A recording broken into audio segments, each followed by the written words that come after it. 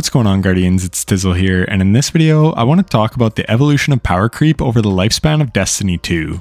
This will not be a heavily edited video, as sadly I don't really have the time to, but I did want to make a video getting my thoughts out there on how the game has become power crept over time. So while I would love to show old gameplay and how things have evolved visually, including patch notes that were significant to making us stronger, I will instead just talk about it. So this video will mostly just be random gameplay footage, so if you'd rather just listen than watch, that's totally fine. So back in D2 Vanilla, we had a double primary weapon loadout and the rolls on weapons were fixed, meaning every single weapon was the same. You could not get different perk combinations, and we had no special weapons either, so naturally our loadouts were just weaker. On top of this, our ability cooldowns were very slow, a far cry from where we are today. Fast forward to Forsaken, the game introduced random rolls, which was huge for giving players a reason to chase loot, but they also reintroduced special weapons so that we had more firepower at our disposal. And unlike in D1, we could equip these in any slot. We had kinetic special weapons, so this opened up our loadout options tremendously. Additionally, we had subclass trees at the time, and Bungie introduced 9 trees total, so our gameplay options were vastly expanded. And they also introduced really powerful exotics like Geomag stabilizers and shards of Galanor. These exotics gave us more super uptime on really strong supers, so we were gradually getting stronger just by having better gear in the game, but stuff like soloing Master Nightfalls and the new Shattered Throne dungeon at the time were still very tough. Fast forward to Shadowkeep, and Bungie introduces the Season Pass, and along with it came seasonal artifacts along with Armor 2.0, and this is also when they introduced champions, and you had to run anti-champion mods on your armor. So your gloves would have unstoppable hand cannon on it, for instance, and there were only 2 mod slots, so you could only ever deal with 2 champion types at most. And these were typically all primary weapons. Ariana's Vow was introduced in Shadowkeep, and it had anti-barrier on it intrinsically, and it was the only non-primary in the game that was capable of stunning a champion. Now we have tons of exotic weapons in the game with anti-champion capabilities, but at the time, Ariana's Vow was extremely strong for this reason. It was not until Beyond Light launch that we got Unstoppable Shotgun, and I think the next season we got Anti-Barrier Sniper. And even then, these mods cost like 7 on your arm piece to equip, so you couldn't run any armor focusing mods because the anti-champion mods were too expensive. Armor 2.0 was a new armor system, and it would allow us to work with Charge with Light mechanics and put new mods on our armor which could enhance our gameplay. I remember on the first artifact we had Oppressive Darkness, which was a 30% debuff at the time, and it made Controverse Hold extremely strong. And then we had things like Charge with Light and High Energy Fire. High Energy Fire was a 20% buff to our weapons, and this was significant at the time, especially because this was the days before things like Radiant. Yes, we had Well of Radiance, but that was basically the only thing you could use. Hell, Bubble at launch didn't even buff your weapon damage. There was no Weapons of Light. It was just used for protection, but I forget exactly when they changed that. So the armor mod system really changed build crafting in Destiny 2, and they expanded on it over the coming seasons by introducing Warmind cells and then Elemental Wells. And you could mix and match with these, and there were some super fun and really powerful combinations that you could use. So after a while, you could make your character pretty strong if you understood build crafting, but back then it was a lot more complex than it is now. And like I said, you had to make trade-offs at the time. If you wanted to run a really strong mod, then sometimes you couldn't put on other valuable mods. And the class item was pretty much always taken up by strong artifact mods. Like I think Oppressive Darkness cost 6 at the time, and Breach and Clear was like 9. So you couldn't run things like Bomber. I know it sounds small, but trust me, the adjustments they made in the future all contribute to the power creep that we see today. There used to be trade-offs, but now you get the best of all worlds. So I think it was 30th Anniversary Edition, which was just before Witch Queen when they introduced Artifice armor, and this gave you an extra mod slot to put in artifact mods. I only cared about this on gloves personally because it would allow you to run 3 anti-champion mods, which was excellent, especially in something like the Warden of Nothing strike where there are 3 different champion types. So anyways, this armor gave you a little more build flexibility. But again, there was a 10 energy limit on these as well, so you still couldn't load up on mods or anything. And another thing was we had armor affinity at this time, so you needed armor in every element to be able to run mods that were tied to certain elements. Like Elemental Time Dilation was only on Stasis, Arc had Radiant Light, etc. You needed way more pieces, and this meant that you sometimes had to sacrifice stats for mods. Contrast this with today, you just need like 5 pieces of great gear and you can run around with triple 100s pretty easily if you want. But back then you had to make trade-offs. So now we come up to Witch Queen, and this is where power creep really stepped up and where I wish Bungie had just made D3. We could have kept the old subclass trees and the old armor mod system in Destiny 2. Plus I made an hour and 40-minute long video detailing what every mod does in the game, so it would have been nice for that to be relevant for more than a year. But it is what it is. Like I said, they could have kept the old armor mod system and the old subclass trees, and then they could have made the 3.0 subclasses for D3, and the armor mod changes that we got in Lightfall could have just been at the start of Destiny 3 as well. But I digress. I didn't mention stasis with Beyond Light, but it brought a new aspect and fragment system to the game that gave you way more customization for your subclass. See, with the old tree nodes, you had to make trade-offs. If you wanted to run Controverse Hold, you needed Top Tree I think it was, which had Chaos Accelerant. And even then, supers were tied to those trees as well. So this would give you the Slova Bomb. But if you wanted Devour, you had to run Bottom Tree and the Vortex Nova. If you wanted Handheld Supernova, then it was Middle Tree and you would be stuck with Nova Warp. Then on Arc, if you wanted to run Geomags with Chaos Reach, then you had to use Middle Tree. And it was like this for all the classes and subclasses. But Subclass 3.0 again took away the trade-offs. With Void 3.0 that launched in Witch Queen, any character could now get Devoured just by picking up an Orb of Power. Devour has always been one of the strongest verbs in the game, and now every subclass had access to it. This took survivability up immensely, because now you could just refresh your health on kill on any character. And you could also run the best supers. Again, supers were no longer tied to the nodes, so you could run what you like. This is when the game really started to crank up the power creep. Before, it was kept in check, but now with aspects and fragments, it opened up so many more possibilities. Thermite grenades used to only be available on Titan, and now all classes could use them. And to be clear here, I'm not saying that this is bad whatsoever. I'm just saying this to document the progression of power creep, and Witch Queen is where it really started to crank things up. Another build that I loved to run was Middle Tree Solar Titan with Ashen Wake fusion grenades. Because at the time, only Middle Tree had Roaring Flames, so you could make your fusion grenades hit very hard. But then you couldn't make sunspots. I also liked the sunspot tree, I can't remember if it was top or bottom, but I loved it with Hollowfire Heart. So anyways, when Witch Queen launched, I had a Titan build with Heart of Inmost Light ready to go, and I was absolutely spamming abilities with it. It was nuts. And then in Season of the Haunted, we got two huge changes. The first was the resilience changes. Higher resilience now gave you damage resistance, and if you know anything about Destiny, it is that damage resistance is extremely strong. This was 40% at the time I believe, and Bungie later nerfed it to 30% at max resil. And this was actually kind of a noticeable change. We went from basically being invincible to being able to at least die if you were playing too carelessly. But I also mentioned how Devour was and is super strong. Well, now they gave us two of the strongest verbs in Radiant and Restoration. Radiant gives you a 25% damage buff, and yes, it is 25% to all the people who try and tell me that it's 15%. And then Resto would give you constant health restoration. Again, this has since been nerfed, but it's still very strong. Restoration may be the single most broken thing because it fundamentally changes how you play Destiny. In Destiny, if you take damage, you cannot regen your health. And then say you just start regenning your health, if you take even 1 point of damage, it will interrupt your regen. So this forced you to have to play cover and be safer back in the day. But with Resto, you can just keep killing shit all while you get your health back continuously. Believe me, it used to slow you down way more and make you have to play way more slowly. I used to do Lost Sector guides because way back then they were actually sort of difficult. But now you can just go pedal to the metal the whole time if you're on Solar because Resto just keeps you regenning your health. Again, you can see it in old gameplay versus new gameplay.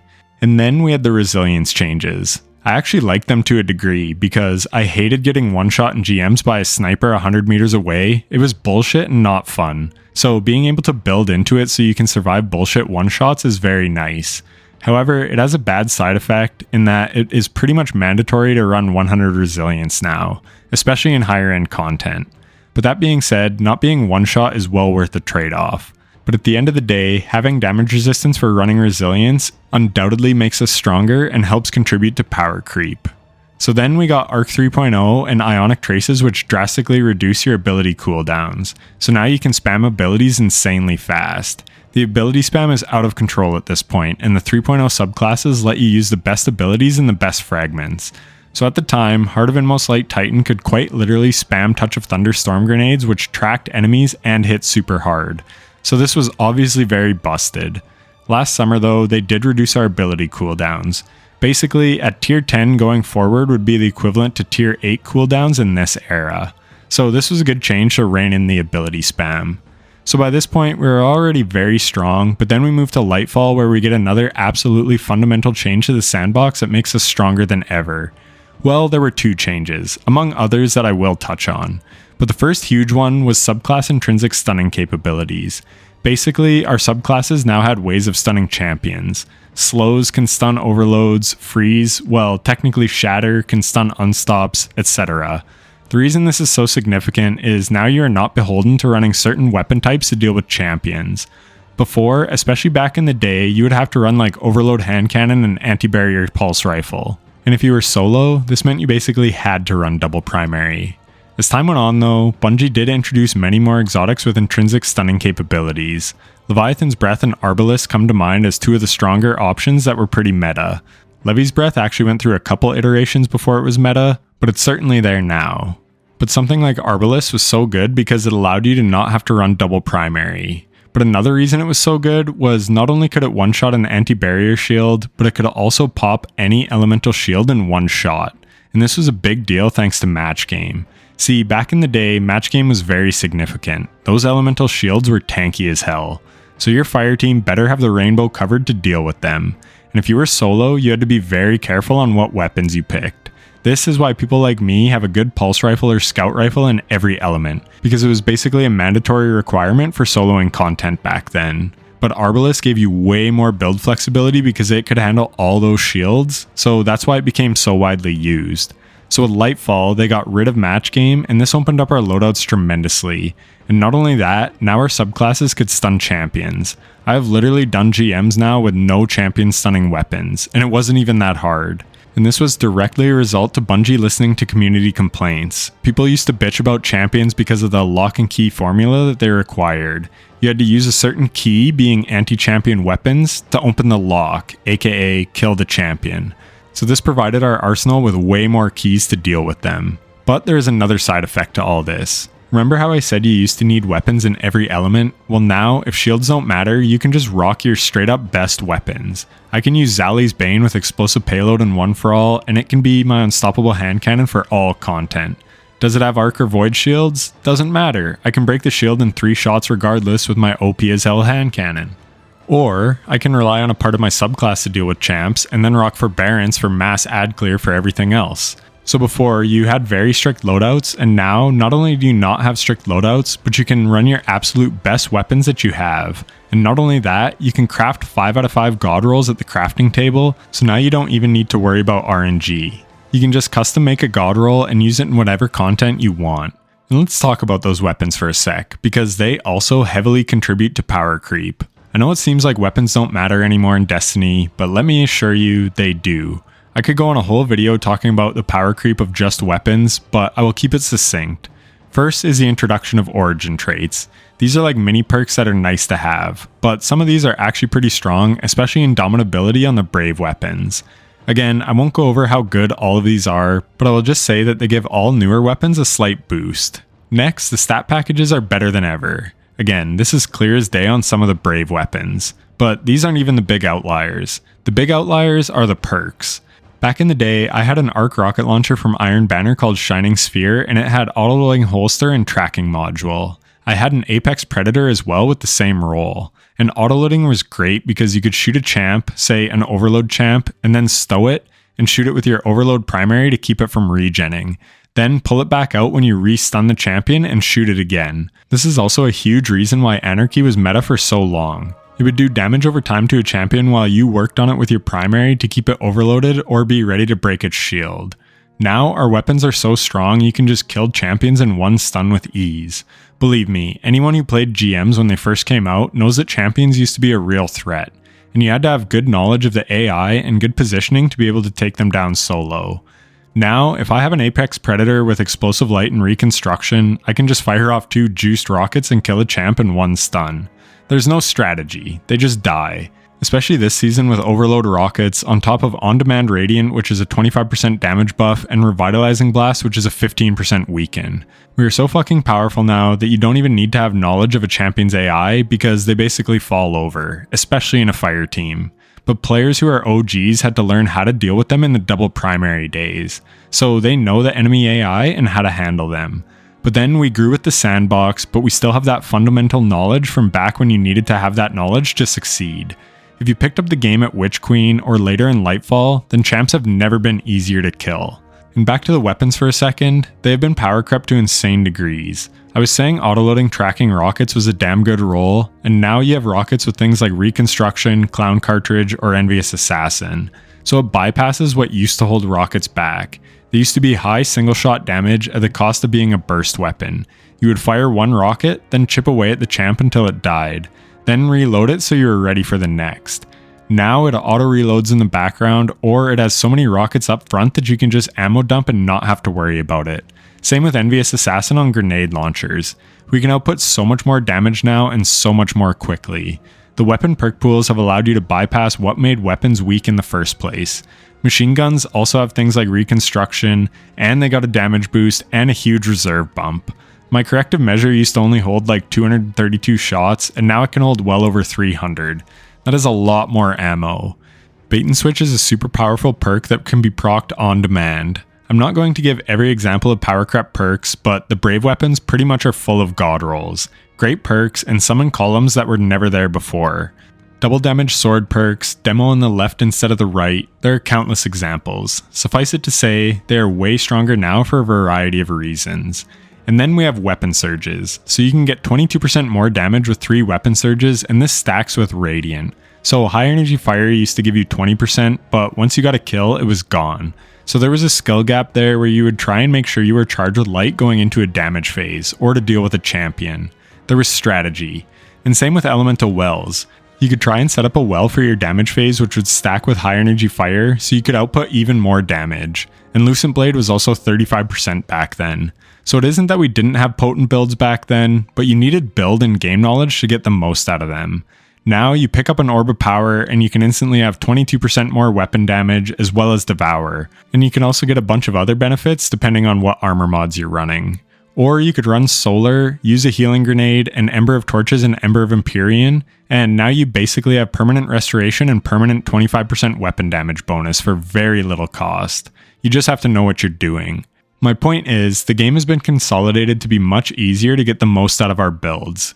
And again, I'm not even saying this is a bad thing. I made some crazy, awesome, and fun builds back in the day, but I also recognize it was a very intricate build system and not everyone had every mod. And they also made it very hard to acquire the mods if you missed them the first time. And even using them was a pain in the ass because we had the armor affinity, so you needed things in like Arc, Solar, Void, etc. And they also used to make you pay Glimmer to change mods. It was very cumbersome and annoying. So unless you were a hardcore player, build crafting was much less user-friendly.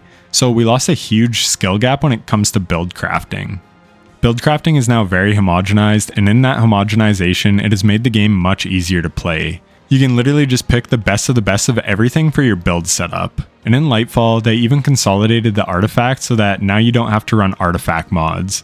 They're just on in the background while you play. So this allows you to run triple weapon surges much easier. Plus things like time dilation and ability focus mods like momentum transfer and bolstering detonation. And your class item is where all the best mods used to be, so you couldn't really ever run bomber and distribution. And while these have been nerfed and aren't as good anymore, you can now pretty much still run them with any build.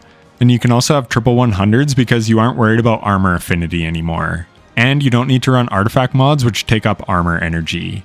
So now we have the best of all worlds. And again, I'm reiterating, I'm not saying that this is bad at all, not by a long shot, but it has power crept us and made the game far easier than it used to be, and that is just a fact. So back in the day, you had to run anti-champion mods on your gloves, and typically were forced to run double primary to help deal with champions. Now, you can run bolstering detonation and focusing strike to give you tons more rift energy, say, and then on the class item, instead of running classy restoration or particle deconstruction on your bond, you can run artifact mods in the final 2 columns that are almost just as strong without having to lose bomber and distribution. On top of this, we now have way more weapons with intrinsic stunning capabilities. Riptide with Chill Clip on its own can handle overloads and unstops, and it's just a legendary. And if you have Anti-Barrier Scout, then Wicked Implement could handle all 3 types as well. Or you can just run Solar and have a way to get Radiant, and boom, you're covered. So now on your subclass, you can run the best super with the best grenades and melee abilities, with the best aspects and the best fragments, all while you run the best weapons in your arsenal because match game is no longer a thing, And oh, if you have 100 resilience, it's also way harder to die than it used to be.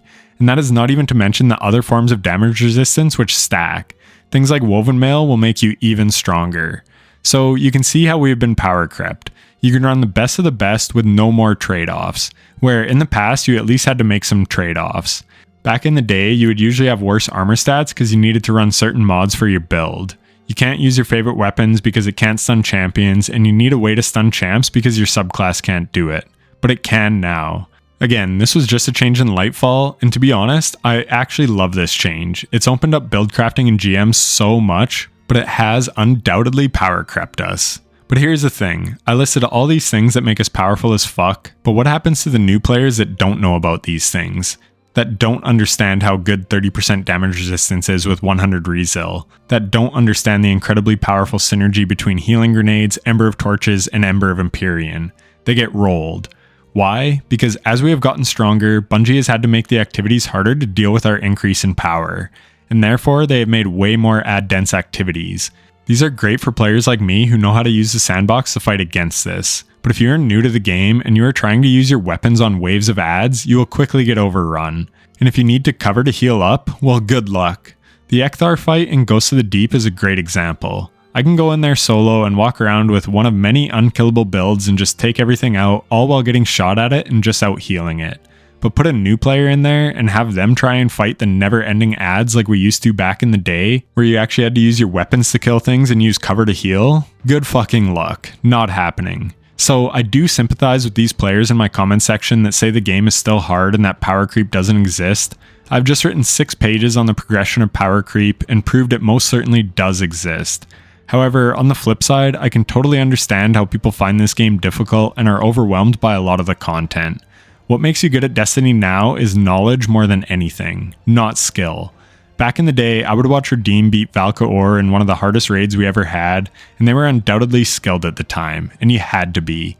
But now, a player like me, who I don't think I'm that skilled, but I am very knowledgeable, I can solo GMs with a variety of builds. I can beat Legend Onslaught with every subclass in the game and not find it difficult, because I understand how to leverage any build to make the most out of it. And when you get this knowledge paired with incredible skill, you have players like Snazzy Rock and Zemo and others who are soloing raid bosses and soloing harder dungeons in under 10 minutes. We have power crept extremely far, so when you have these super talented players that can leverage that to the nth degree, this is the result that you get. And I really don't know how Bungie can do anything to stop it at this point. The best players are always going to abuse the most broken shit to their advantage, but the lesser skilled and lesser knowledge players will just quit the game if they can't beat anything because it's all balanced around the strongest stuff. So then we basically have what we have now. Top players like Salta Greppo pleading for nerfs to clearly broken shit. Me too. I hate Banner of War Titan because it's ridiculously OP, it isn't even fun. I mentioned Snazzy and Zemo, well, what do you think they did these crazy challenges with? Banner of War Titan, of course. They can just use it to its max potential. And I like watching their stuff, it's entertaining, but it doesn't mean it isn't broken and needs a nerf.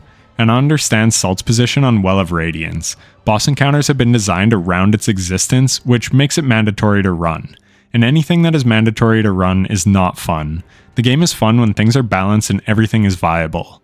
However, on the flip side, how is a new light supposed to survive waves of ads if they don't have a Well of Radiance to keep them alive? So stuff is broken and OP for the top players, but the lesser players don't know how to make it work at that high level. And speaking of these crazy dungeon speedruns that you see, Lightfall introduced preset loadouts, which has also made it so much easier to deal huge damage for raid and dungeon bosses.